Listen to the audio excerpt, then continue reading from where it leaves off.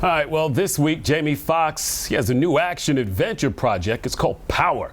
Took the #1 spot on Netflix. Matt Perrin gives us his take on this week's Monday Movie Musings.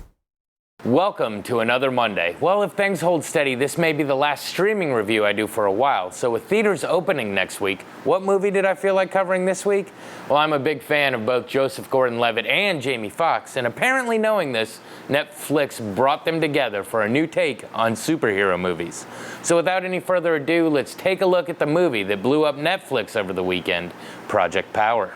Our movie begins in New Orleans, where a new drug has hit the streets. Supposedly, it's a pill that will give you superpowers for 5 minutes. The thing is, each person gets their own power, and while some could be really helpful, others lead to disastrous consequences. We follow 3 characters. Robin, played by Dominique Fishback, is a teenager dealer trying to better she and her mom's life. Robin works with Frank, played by Joseph Gordon-Levitt, a New Orleans cop who uses the pills to take down the criminals also using them. And we have Art, an ex-soldier doing whatever it takes to find the source because of his own agenda. We see the trio becoming involved in multiple dangerous situations, and after the paths of Robin and Art cross, we see them start working together when we realize he is searching for his daughter who was kidnapped by the producers of the drug. As a result, Frank is drawn in to work with them, even though he was tasked with stopping Art.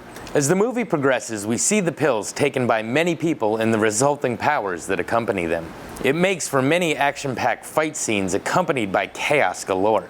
The trio must infiltrate secret meetings and drug labs to find the source, but they are up against bad guys who, for at least 5 minutes at a time, seem pretty unstoppable. We see effects galore that at sometimes make the fight scenes a little hard to follow, along with sometimes looking a little cartoonish. But we as the audience are quickly hooked, and even though a lot is foreshadowed, we are excited to see how everything plays out. So, what to say about this one? First off, even while watching this, I went back and forth between really liking it and thinking it was just okay. A lot of that has to do with the aforementioned effects. A lot of them are a bit over the top, but what can you expect when you're trying to computer generate a different superpower for each individual character? What really sells this movie are the character interactions. Jamie Foxx is always great and sucks you into any role he plays. Makes you actually question your own memory when you think back to some of his characters on In Living Color. Joseph Gordon-Levitt, who in my opinion isn't in enough movies, has that ability to be completely serious while always being a facial expression or snarky line away from drawing a laugh out of you. But what sells it is all their interactions with young Dominique Fishback. Everything seems truly genuine, and you really find yourself invested in these characters' relationships. All in all, it's a pretty exciting movie which takes a unique approach to the superhero genre that has become pretty commonplace lately.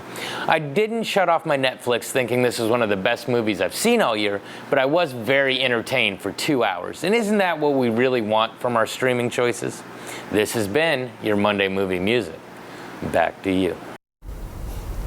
Thank you much, Matt. Appreciate it. And coming up next, Tyler has one last look at that 7-day forecast. Be right back.